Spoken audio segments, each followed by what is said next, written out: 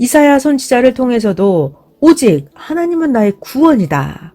그래서 이사야 선지자는 그가 하나님을 믿으니까, 하나님을 의지하니까 두려움이 없다. 이사야 선지자가 기록했죠. 하나님은 오직 나의 힘이다. 오직 하나님만이 나의 노래이시고 나의 구원이시다 라고요.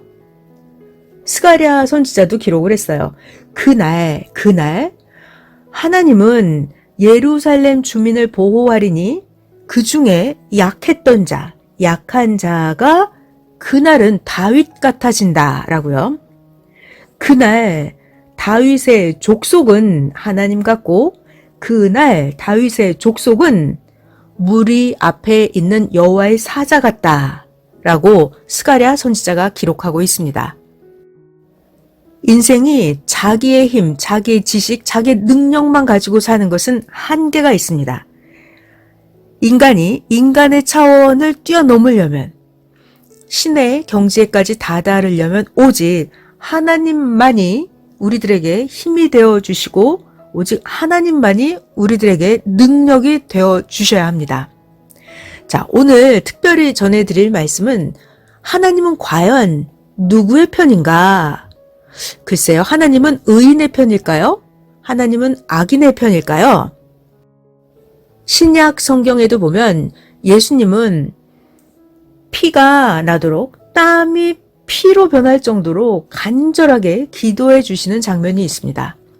하나님은 과연 누구의 편이신지 오늘 새벽에 배운 말씀 전해드릴게요. 하나님이 처음에 창조하신 생명들은 모두 의로운 선한 자들이었습니다. 그들 중에서 하나님 말씀에 순종하지 않는 자는 악인이 되고 하나님이 창조한 생명들 중에서 하나님 말씀에 순종하는 자는 의인이 되었습니다. 주님은 우리들을 위해서 항상 기도해 주시는데요. 하나님 말씀에 순종하지 않는 자가 사망에 처해서 괴로워하면서 살고 있는 모습을 보면 주님은 우리들의 그 사망, 지옥, 괴로움의 그 모습에서 영도, 혼도, 육도 나오도록 기도를 해주십니다. 그리고 생명권에서 하나님 말씀에 순종하고 사는 자는 주님이 어떤 기도를 해주실까요? 하나님 말씀에 순종하는 자들을 위해서는 주님이 그 사람의 영과 혼과 육이 더욱더 하나님께 충성해서 더더더 하나님 뜻을 이루도록 기도해 주십니다. 만약에 어떤 사람이 하나님을 사랑하다가 사망에 가서 하나님을 불신하고 악을 행한 자라면 기회가 있을까요? 기회가 있어요. 어떻게 하면? 그 사람이 영도 육도 완전하게 회개를 하고 진짜 진정으로 온전하게 살면 하나님은 합당하면 온전한 대로 그 사람을 써주시고 대해 주십니다. 우리들에게 하나님은 기회를 주십니다. 그런데 잘못한 그 사람이 내가 잘못했으면 완전하게 회개해야, 온전하게 살아야 합당하면 하나님이 온전하게 대해 주십니다. 하나님은 어떤 사람들과 함께 하실까요? 하나님은 누구의 편일까요? 하나님은 하나님이 창조한 세상에서 하나님과 주님과 일체되어서 사는 자들과 하나님의 뜻, 하나님의 마음, 하나님이 원하시는 행동을 행하는 그들과 함께 행하십니다. 하나님은 악인의 편도 아니고 의인의 편도 아니고 하나님은 누구의 편일까요? 하나님은 하나님께 속해서 사는 자들의 편이십니다. 그러니까 하나님은 하나님 편이십니다. 항상 하나님은 환경과 배경을 만들어 주시고 순리적으로 행하게 하십니다. 어느 때는 좋은 여건, 할 수 있는 분위기를 만들어주면서 행하게 하시고 또 어떤 때는 안 좋은 여건과 환경을 주시고 모든 사람이 생각지도 않은 데서 하나님의 뜻을 행하게 하시면서 하나님의 비밀된 말씀을 지키면서 조건을 세우게도 하십니다. 이렇게 하나님은 두 가지로 병행하시면서 행하십니다.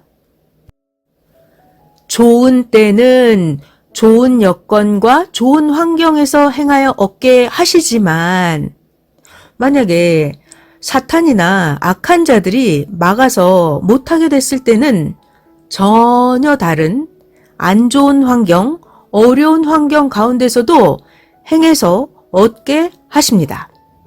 그러면 어떻게 되냐면 모든 악의 세계도 전혀 알지 못하게 하십니다.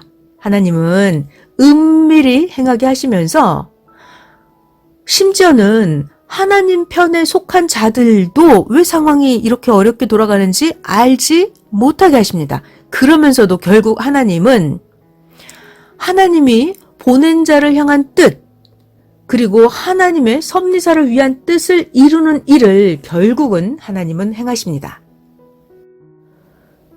성경에 보면 요셉은 자기가 왜 그렇게 감옥에 가고 이성의 누명을 쓰고 그런 것들을 알았을까요? 요셉도 자기가 왜 그런 환경에 빠지는지 본인도 몰랐습니다.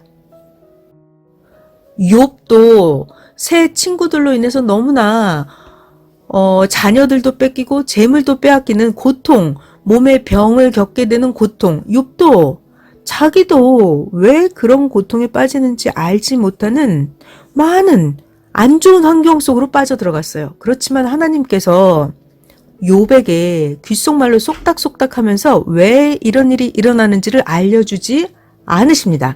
그렇지만 결국 하나님은 하나님이 보낸 사명자를 위한 그가 잘 되는 길로 인도해주고 계시는 것입니다.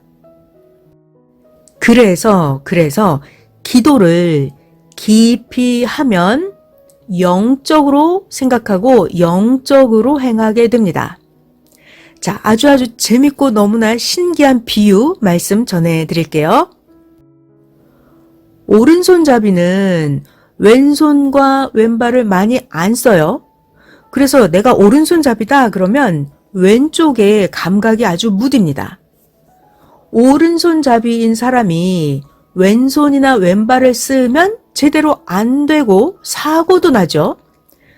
나는 오른손잡인데 왼손으로 칼질을 해봐요. 칼질을 하다 보면 왼손이 손을 베기도 하고 왼발로 운전을 하다 보면 감각이 무뎌서 사고가 나게 되기도 합니다. 이와 같이 우리의 육신은 영보다 감각이 아주 둔합니다.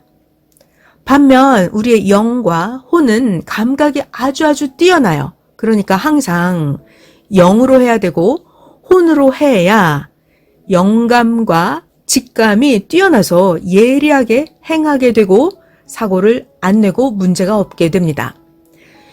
영적으로 해야 훨씬 예리합니다. 이것을 육적으로 하면 무뎌서 자꾸 문제가 생기고 사고가 나게 됩니다. 오늘은 오직 하나님만이 나의 힘이고 나의 능력이시다. 하나님은 누구의 편일까? 하나님은 악인의 편도 아니고 의인의 편도 아니에요. 그러니까 내가 하나님 편으로 들어가야 됩니다. 하나님은 오직 하나님의 편이십니다. 그러니까 내가 오직 하나님의 능력을 받고 하나님의 힘을 받아서 여러분 각자 우리 모두가 하나님 편에 들어가야 되겠습니다. 오늘 하나님은 누구의 편이신지 전해드린 하진랑이었습니다.